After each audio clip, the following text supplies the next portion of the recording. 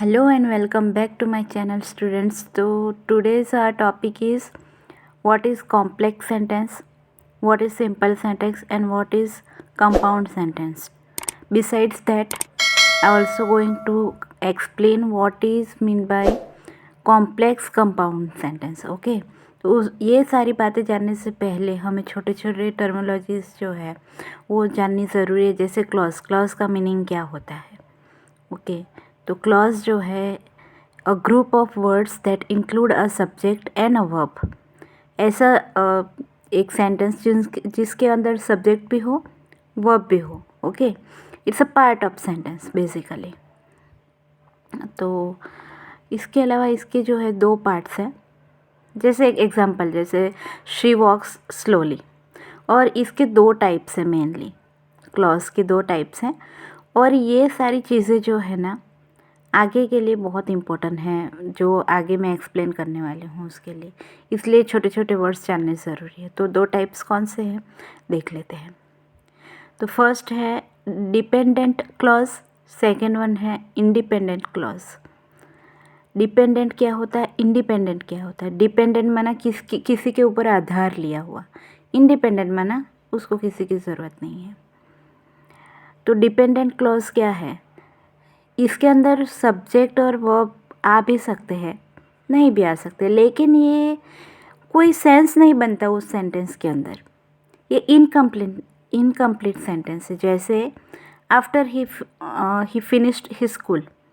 क्या किया, after he finished his school, क्या किया होगा उससे, कुछ नहीं है, आधा अधूरा है ना. इसको बोलते हैं डिपेंडेंट क्लॉज.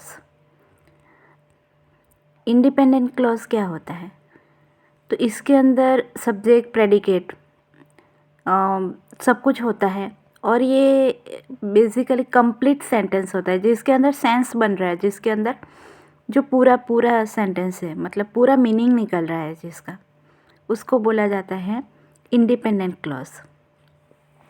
और ये डिपेंडेंट एंड इंडिपेंडेंट दोनों ही बहुत भी वैल्यूबल है. देखते हैं आगे.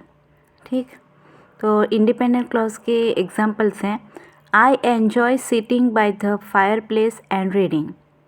सेकेंड है she wants to travel the world and see wonderful sights. पूरे सेंटेंसेस है ना.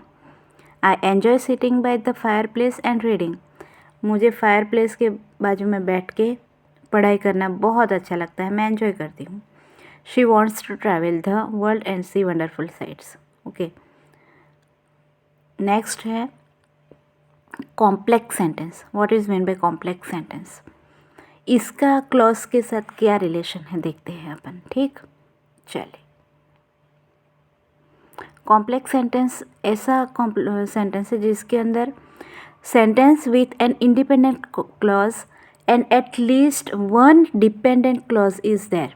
Okay, if it's true is an example. I will succeed in exam if I will work hard. Now compound sentence. Compound sentence क्या होता है. Compound sentence is a sentence that has at least two independent clauses joined by comma, semicolon और conjunction. बोलते हैं ना and but वगैरह से जो ज्वाइन होता है वो इंडिपेंडेंट क्लॉज, वो है कंपाउंड सेंटेंस. ओके, इसके भी एग्जांपल्स हम देख लेते हैं आगे आने वाले.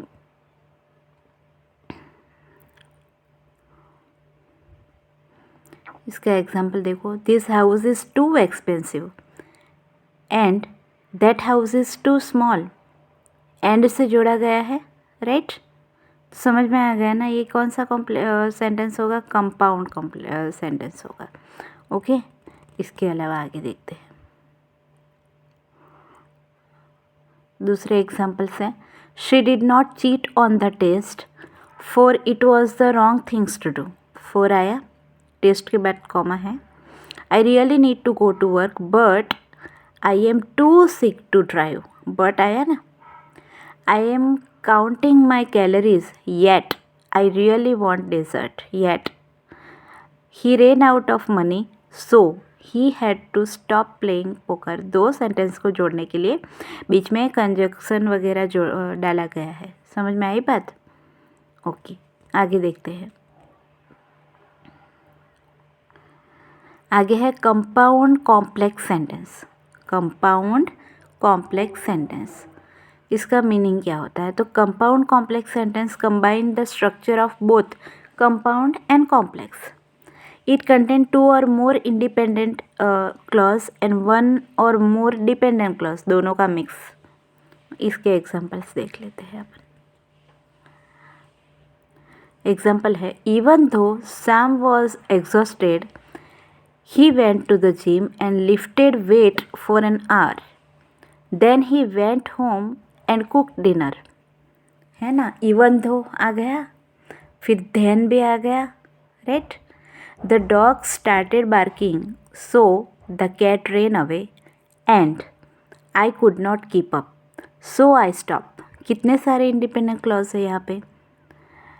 अभी रिवीजन देख लेते हैं फटाफट से। इसमें मैंने आगे सिंपल सेंटेंस नहीं समझाया तो वो भी आ जाएगा शायद से।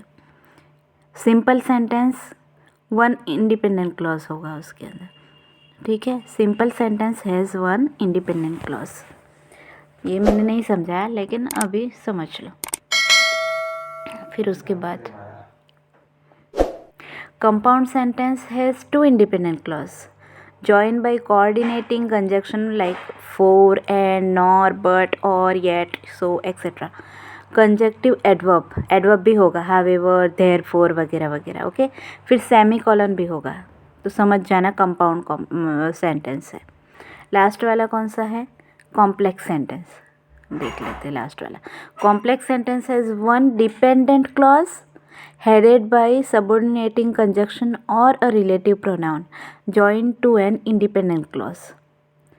डिपेंडेंट क्लॉज होगा उसके अंदर, कॉम्प्लेक्स सेंटेंस के अंदर, okay. Compound complex sentence has two independent clauses, दो होंगे independent clauses joined to one or more dependent clauses. समझ में आए? एक से ज़्यादा होगा इंडिपेंडेंट क्लॉज तो क्या समझ जाने का? कंपाउंड कॉम्प्लेक्स सेंटेंस होगा। Thank you so much. Bye.